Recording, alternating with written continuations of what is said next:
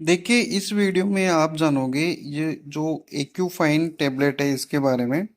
ये जो एक्यूफाइन है ये इसका ब्रांड नेम है और इसके अंदर जो साल्ट आता है वो आता है आइसोट्रेटिनोइन।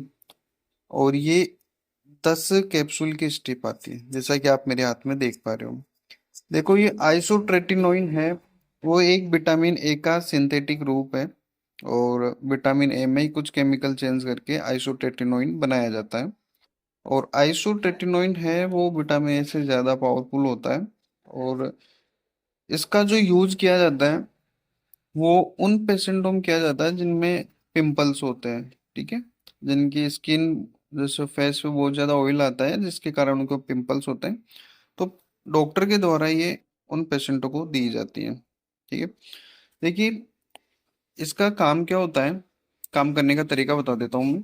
इसका काम करने का तरीका ये रहता है कि हमारी जो स्किन की जो वसा में ग्रंथियां होती है ना, जो ग्रंथियां सीबम नामक का एक ऑयली पदार्थ बनाती है, जो क्या करता है हमारी स्किन को और जो बालों की जो हेल्थ, बालों को है ना, मुलायम बनाए रखता है और उनमें नमी बनाए रखता है। और साथ ही जो बैक्टीरिया होता है उससे इन्फेक्शन से भी बचाता है।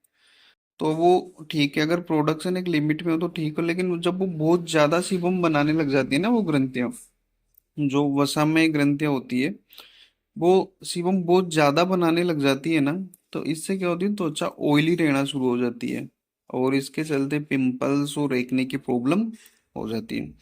तो ये जो है आइसोटेटिनोइन, ये क्या करता है, उस ग्रंथि को श्रिंक करता है, छोटा करता है और उसको कम एक्टिव करता है, जिससे कि वो जो सीबम है वो कम मात्रा में बनाए जितना रिक्वायर्ड हो। ठीक है, क्योंकि अगर वो ज्यादा मात्रा में बनेगा, स्किन ऑयली होगी तो पिंपल्स और एक्ने की प्रॉब्लम होगी।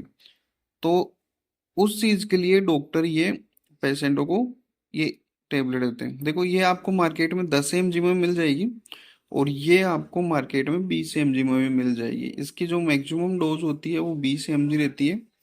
और जो पेशेंट होता है उसका बॉडी वेट के अकॉर्डिंग होती है, उसका बॉडी वेट क्या है और उसकी फिजिकल हेल्थ कैसी है, उसके अकॉर्डिंग उसकी डोज रहती है। तो 10 mg से लेके 20 mg पर डे दिया जा सकता है। एक कैप्सूल डेली लेना होता है रात को। और अगर आप ये कंज्यूम कर रहे हो तो कुछ चीज़ें आपको ज़रूर ध्यान में रखनी चाहिए। अगर आपको किसी विटामिन ए के स्रोत से एलर्जी है तो आपको इसको यूज़ नहीं करना है। ठीक है, और इसके अलावा ही अगर किसी को लीवर में दिक्कत है या किसी को किडनी में दिक्कत है, तब भी इस टेबलेट का यूज नहीं करना है, या फिर इसका जब भी यूज करो तो डॉक्टर की देख रेख, डॉक्टर की गाइडेंस से ही यूज करना है। प्रेगनेंसी में इस टेबलेट को बिल्कुल भी यूज नहीं करना है, इसको अवॉइड ही किया जाता है। ठीक है, तो ये कुछ चीजें आपको ध्यान में रखनी है।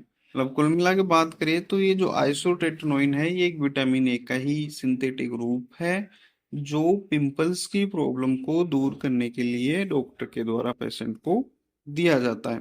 ठीक है, तो आई होप इस वीडियो में आपको कुछ जानने को मिला होगा। और फिर भी अगर आपका कोई डाउट है तो आप मुझे कमेंट कर सकते हो, मैं उसका जरूर आंसर दूंगा। Okay, bye.